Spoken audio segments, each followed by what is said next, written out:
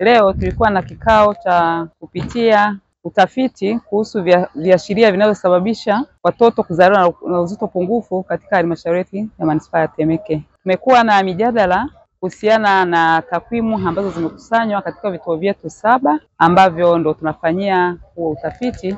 Lengo ni kuendelea kuboresha na kuhakiki takwimu ambazo zinakusanywa katika vituo vyetu na kuweza kuainisha kama kuna changamoto yoyote imebainika ili kuweza kuitatua mapema kabla hatujafika mwisho wa utafiti wetu. Kimsingi tumeweza kuwekeana mikakati ambayo tutaweza kuitumia ili kuweza kuhakikisha watoto wote ambao wanazaliwa na uzito pungufu kwa kipindi hiki ambacho tunakusanya data waweze kuingia katika taarifa zetu na kuweza kutupatia taarifa sahihi. Nimependezwa na hiki jambo maana tumekutana na changamoto mbalimbali, tumejifunza yaliyo mengi kutoka katika vituo vingine kama Mbagala, Temeke.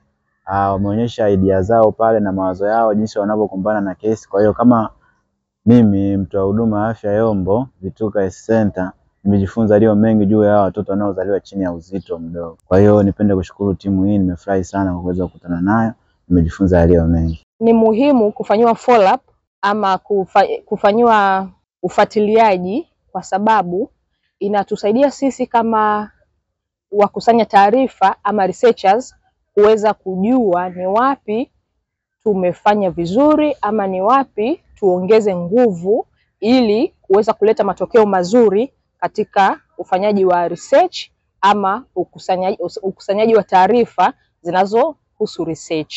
Kwa hivyo ni kitu kizuri, hivyo ningependa kushauri jambo hili liwe endelevu mpaka pale research ama uchunguzi utakapokuwa umekamilika ili kuweza kuondoa matatizo ya watoto kuzaliwa na uzito pungufu ya kilo 2 na gramu 500. Tumekuja hapa kwa nia na madhumuni kwa ajili ya kukutana, kudiskasi na kuona changamoto ambazo tunazipitia huko katika ukusanyaji wa taarifa kwa ajili ya uchunguzi au research tunayoifanya. Hili jambo lina msaada mkubwa, pia limetusaidia sana kujua changamoto na jinsi ya kuzitatua ili tuweze kufikia lengo ambalo limetufanya mpaka tukafanya uchunguzi.